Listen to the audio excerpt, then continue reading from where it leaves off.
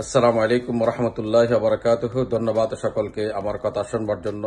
সম্মানিত দর্শক, আজ অত্যন্ত আক্রান্ত হৃদয় নিয়ে আপনাদেরকে একটি সংবাদ বলতে হচ্ছে। সেটি হলো, গতকাল থেকে নিয়ে আজ পর্যন্ত আবুধাবিতে যারা পাট্টা ভিসা অ্যাপ্লিকেশন সাবমিশন করছেন, সকলেরই অ্যাপ্লিকেশনগুলা রিজেকশন করা হচ্ছে।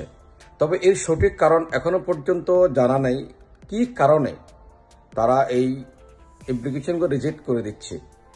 আমি সকলকে বলবো, যারা ইতিমধ্যে কোর্স সম্পন্ন করেছেন, ট্রেড নেম নিয়েছেন এবং আপনাদের অ্যাপ্লিকেশন বাকি কাজগুলো এখনো আন্ডার প্রসেস আছে, সকলে আপাতত সতর্ক হন এবং আপনারা যাদের মাধ্যমে কাজগুলো করাচ্ছেন তাদের সঙ্গে নিবিড় যোগাযোগ রাখুন এবং পরবর্তী ভিসা অ্যাপ্লিকেশনগুলো অ্যাপ্রুভ না হওয়া পর্যন্ত আপনারা নেক্সট কোনো প্রসেসে অগ্রসর হবেন না। এবং আমি সকল ট্রাফিস্ট ভাইদেরকে বলবো, আপনারা সতর্ক হন এবং আপনাদের ক্লায়েন্টরা যাতে কোনো ক্রমেই ক্ষতিগ্রস্ত না হয়, যাতে তাদের একটা টাকাও ক্ষতিগ্রস্ত না হয়, আপনারাও সেদিকে ইনশাল্লাহ লক্ষ্য রাখবেন। যেহেতু এই মুহূর্তে আমরা যারা বাংলাদেশি প্রবাসী আছি, আমাদের দুটি অপশন ছিল, একটা হলো আপনাদের দুবাই ফ্রিজন ভিসা আর একটি হলো আমাদের আবুধাবির পাট্টা ভিসা।